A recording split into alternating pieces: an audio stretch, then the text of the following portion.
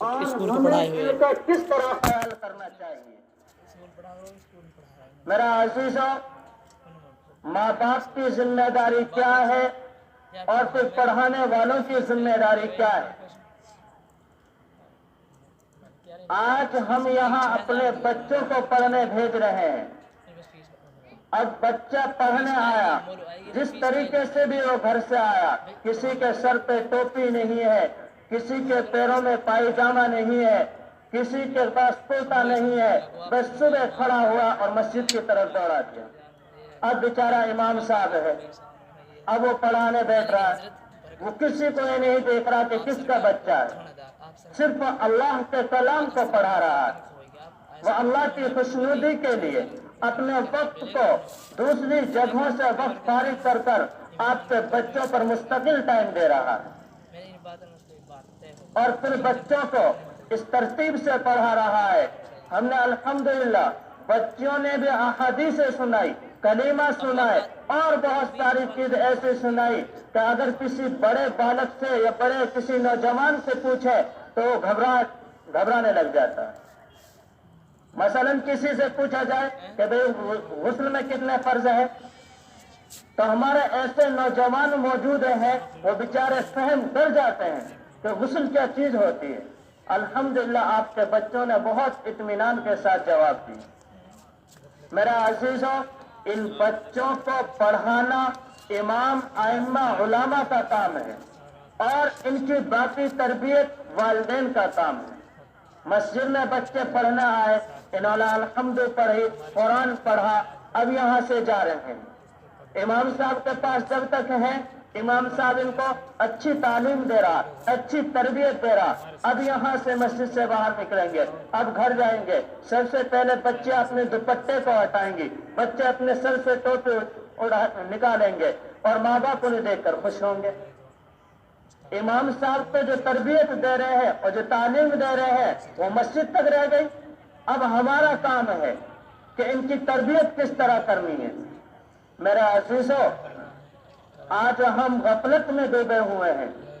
خدا کی قسم، کل قیامت کے دن سب سے پہلے بچے اپنے والدین کا گریبان پکڑیں گے، اپنے والدین کے گریبان پکڑیں گے اور کہیں گے کہ باپ تو ہمارے ذمہ دار تھا، ماں تو ہماری ذمہ دار تھی، تو نے ہمیں کیوں دین نہیں سکھایا؟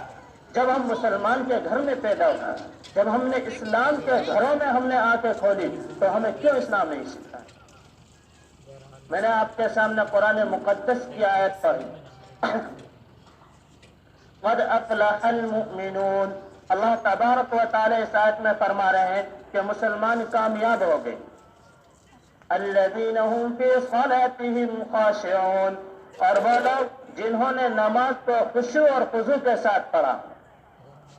والذین هم عن اللغو معرضون، اور جنہوں نے لغو باتوں سے، غیبت سے، چغل خوری سے، اور بھی جتنے فواحشات ہیں، اور اپنے نفسانی کاموں کو، اپنی نفسیات کو دبایا اور اللہ کی بات کو مانا، اللہ کے رسول صلی اللہ علیہ وسلم کے طریقے پر اپنی زندگی گزاری، تو اللہ تبارک و تعالی قرآن میں فرما رہے ہیں کہ وہ لوگ کامیاب ہیں، وہ لوگ کامیاب ہیں۔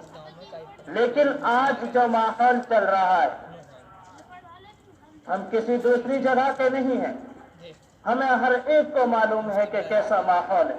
ہمارے نوجوان کہاں جا رہے ہیں، ہماری نوجوان بچیاں کہاں جا رہی ہیں، لیکن ہم غفلت کی نیند سو رہے ہیں، ہم آنکھوں پر پٹی ڈالے ہوئے ہیں۔ نہیں میرے عزیزوں، ہمیں جاگنا پڑے گا، ہمیں جاگنا پڑے گا، ہمیں اپنی اولاد کو تربیت دینی پڑے گی، ورنہ پھر وہ دن دور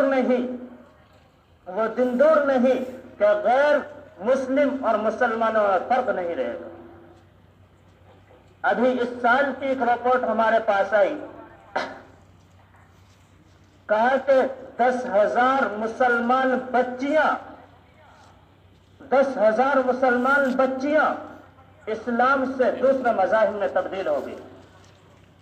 اس کے خاص وجہ یہی ہے کہ نہ والدین نے دھیان دیا، نہ ان کو اسلامی تعلیمات سے ان کو सिखलाई, यही वजह है। और मेरा अजीजों जी, पूरी दुनिया की बात कर रहा हूँ, आप बात तो सुनो पहले। आज जिस तरीके से तबलीग की मेहनत चल रही है, दूसरे मजाहिब वाले भी इसी तरीके से मेहनत कर रहे हैं। आज हम यहाँ बैठे हुए हैं, हमारी आंखें मिटी हुई हैं। आप दूसरे मुल्कों में जाकर देखो, कारगुजारियां जाकर देखो, मरकज निजामुद्दीन जाकर पहुंचो, जब पता चलेगा, जब आंखें खुलेंगी कि क्या हो रहा है, क्या नहीं हो रहा है। मेरे अजीजों, मौलाना हकमुद्दीन साहब यूं अर्ज कर रहे थे एक मरतबा कि खुदा की कसम, आज अगर हमारी ये कौम अपने आबा अजदाद के नक्शे कदम पर चलने शुरू हो जाए, अगर हमारी ये कौम आज से 20 साल पहले चली जाए और उनके हालात देखे, तो फिर जन्नत में इंशाअल्लाह चले जाए। लेकिन आज के हालात बहुत दूर हो चुके हैं। अल्लाह के नबी सल्लल्लाहु अलैहि वसल्लम की एक हदीस है जो मैंने आपके सामने पढ़ी, इधर तुखिरल बैउदु वाला वल अमानतु मगनमा। अल्लाह के नबी सल्लल्लाहु अलैहि वसल्लम ने फरमाया, जब लोग माल गनीमत को